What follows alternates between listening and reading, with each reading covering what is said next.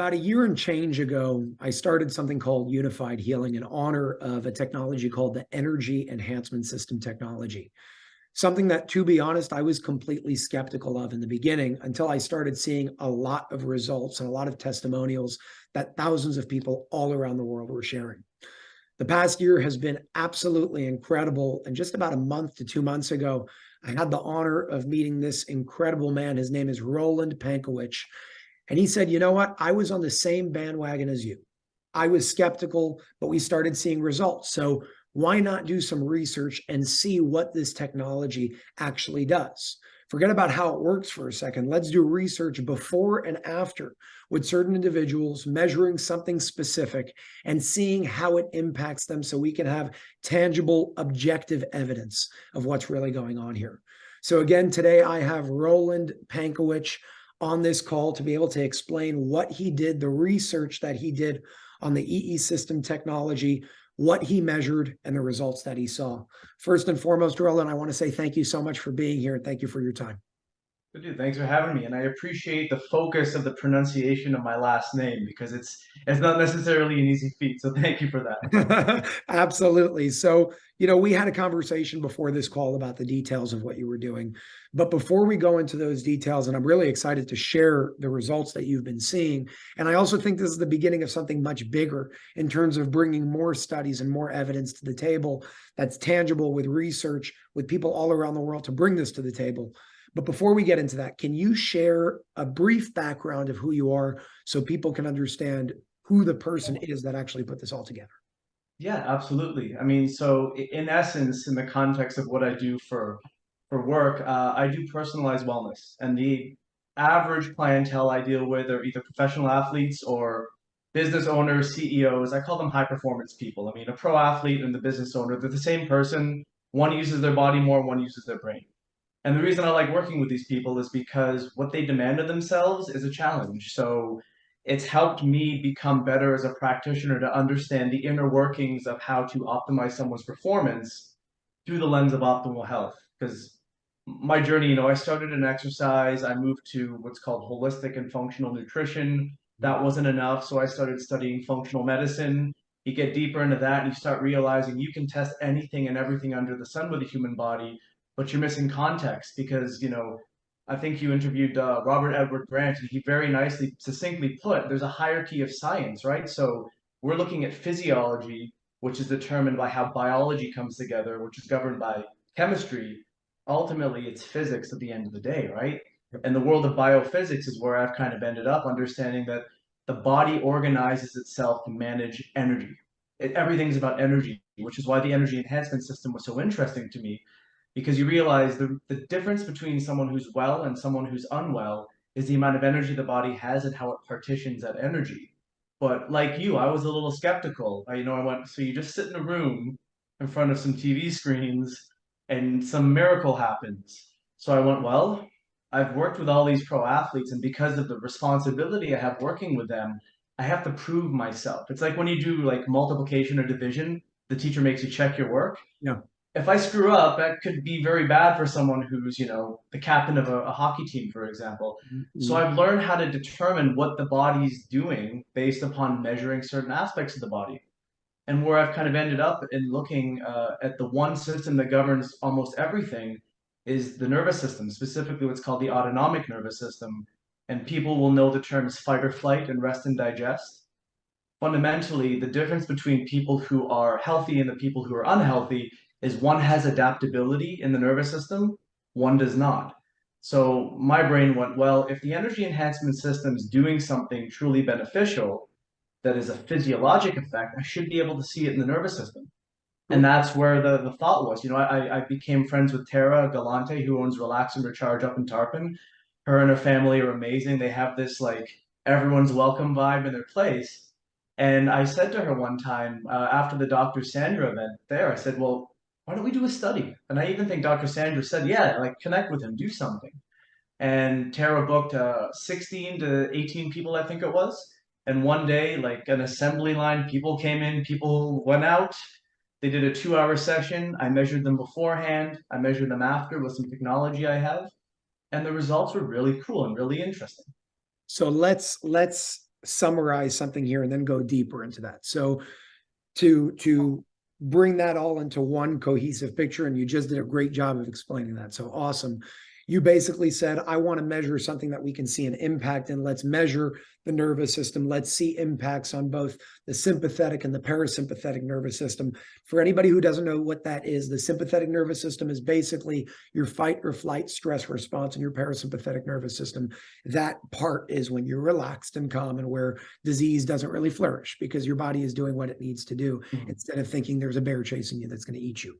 So you basically said, let's see how it impacts the nervous system. And I know the two devices that you used is something called a neural check and a polar chest strap that checks for heart rate variability. Are you able to show everybody on the screen those two things right now if you have them around you?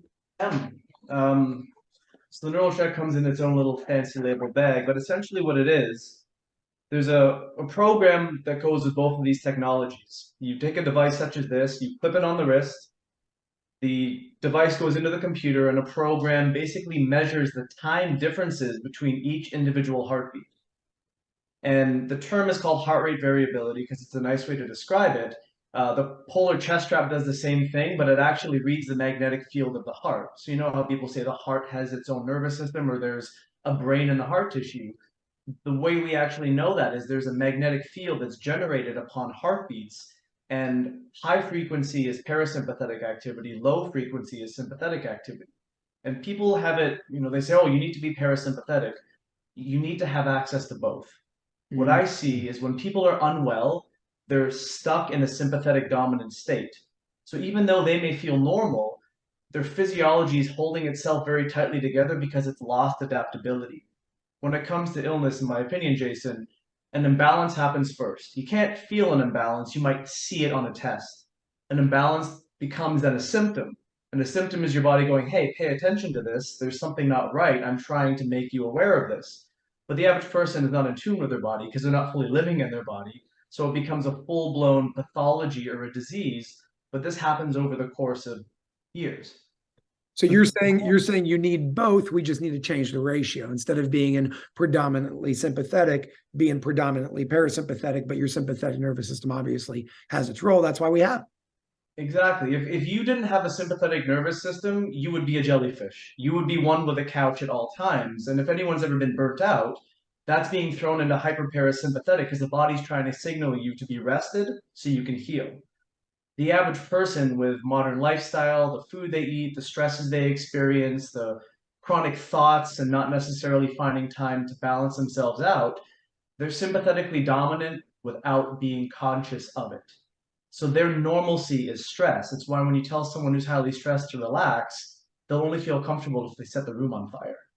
Because in neurology, neurons that fire together wire together. So what I wanted to know was, if someone is complaining of an illness, can I verify that their pattern is an unhealthy one? High sympathetic, low parasympathetic, which I saw a lot of. And can we do this? Can we bring a degree of, take a heavy person off of one side of the teeter-totter and bring it back into some sort of two-way relationship? When you have that, you have someone who has adaptability. When you have adaptability, you have a healthy body. So you had a sample size in this case of about 16 people. And Correct. every single person did a 2-hour session once. You checked them before, you checked them after. Can you share the results? And were they all the same across the board? Were there any outliers that you saw? Yes, so to share the results specifically would probably be an hour call in and of itself because of all the variables I took. So I have the general patterns. Okay. So there's a couple variables that I zoomed in on. The one with the chest strap is the true heart rate variability because it's actually measuring what's going on in the heart nervous system. So there's two measures. There's the one measurement that's called physiologic function. That's the amount of energy in the body. Mm-hmm. And it goes from essentially a 1, which is perfect, to a 13, which is extremely exhausted. The other level is adaptability. How much reserve do they have? So if you want to think about it in an analogy, there's a light bulb. How bright is the light bulb and how much life is left in the light bulb, right? So the brighter the bulb, the more energy, the faster the bulb burns out, the lower the adaptability.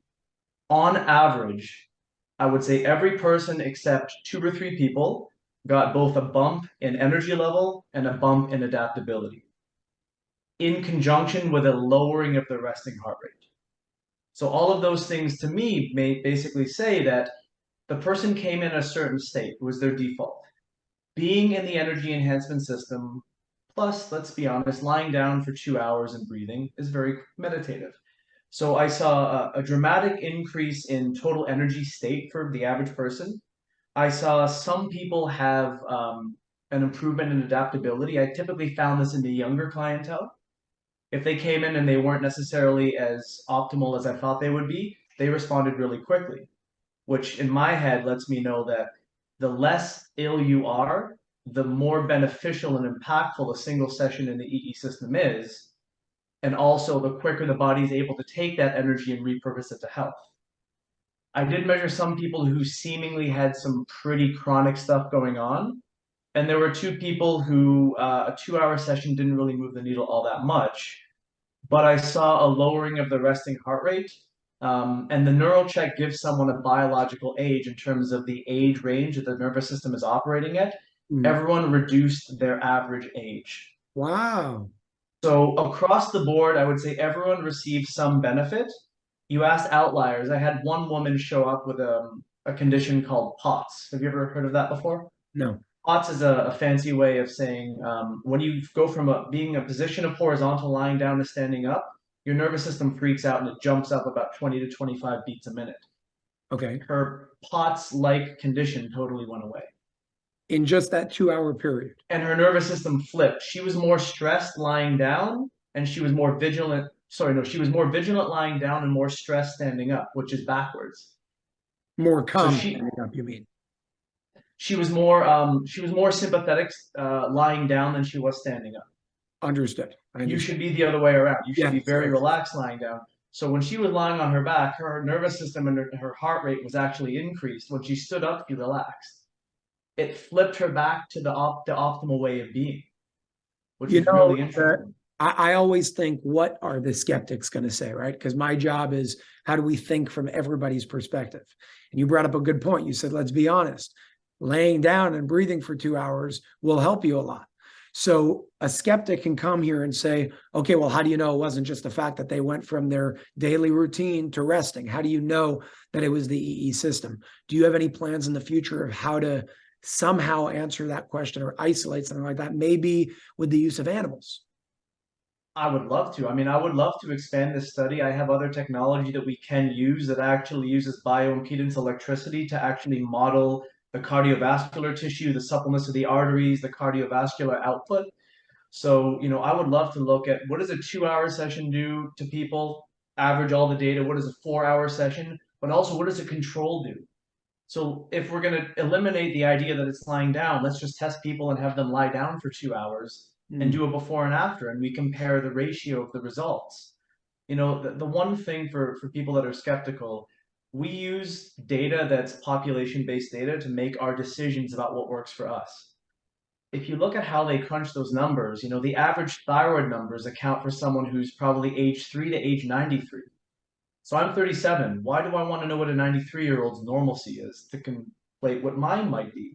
So we can never get perfect data or perfect science. So everything truly technically is individual to the person. But if we get a general trend of many individuals all moving the same direction, I think it's something worth exploring. 100%. Also before this call, we spoke about the importance of self-responsibility. And you mentioned, you can't come in here and then go and eat KFC and everything's going to be fine. Can you speak about that from your perspective? Because I think that's the most important thing over here for people to understand, that number one, nothing outside of you is healing you. You're doing the healing yourself. And number two, healing is not one thing. Healing is everything. It's on all parts. So can you share your message with your experience and perspective on that? Yeah, I'd love to. Thank you. I mean, I want to thank you for setting the tone with people because I've listened to the general themes of what you've been saying, and it's very clear that self-empowerment is something that you're trying to infect everyone with, right? But in a very positive A way. good infection. Yeah, it's a good infection. It's one that your natural immunity is fantastic for. But fundamentally, people are sometimes in desperate situations, and I understand that. I have compassion for that. And something like the EE system, what I'm seeing is for the people who are self-responsible, but also more open, there seems to be a better effect. because there is that individual aspect of, are you resistant to this or are you open to this? That alone will change realities.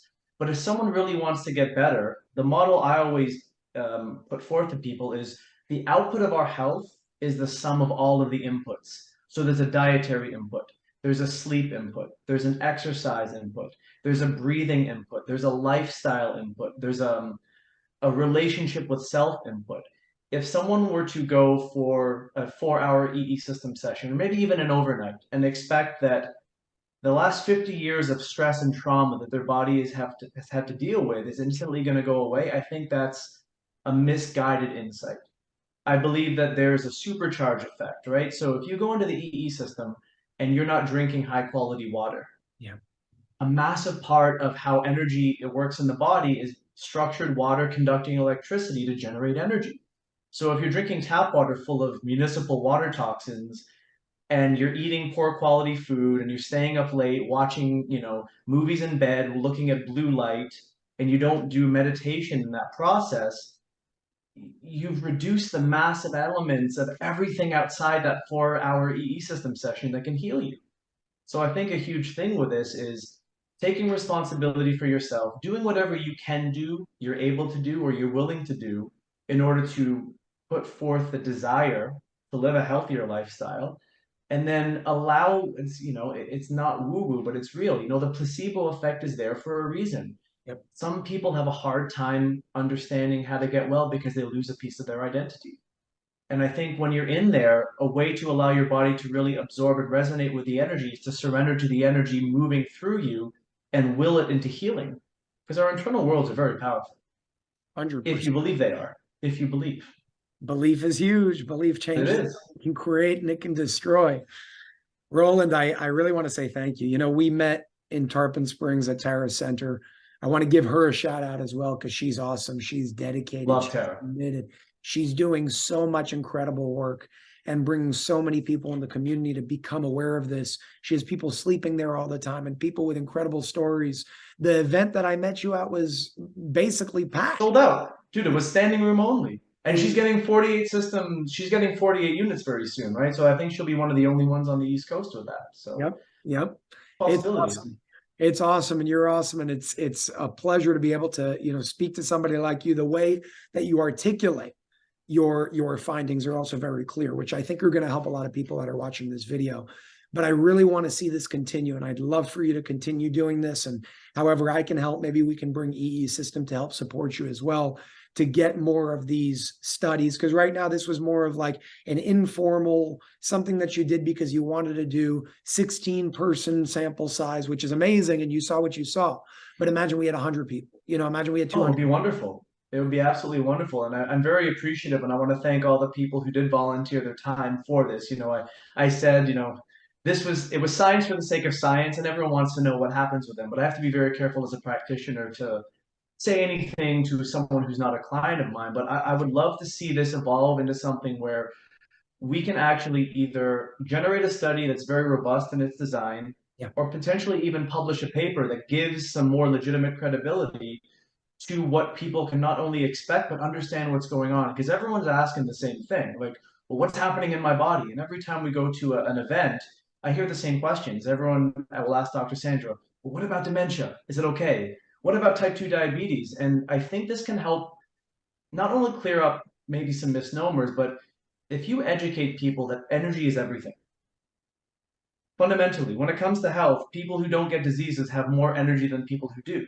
So if we can understand the basis of energy being everything, and then we can give people the specific details of how to take what the EE system generates, but when you're not in that 2 or 4 hour session, what do you do for the rest of the 168 hours in a week? That's what shifts things. 100%. And then dedicating energy to what's going on between here and in here. That's another conversation for another day. I love it. We should do some more conversations because you really know your stuff and you have very good energy that you bring to the table. So thank you again, Roland. Thank you. And let's be in touch and let's continue doing these things. Thank you, Jason. Appreciate the time. Thank you.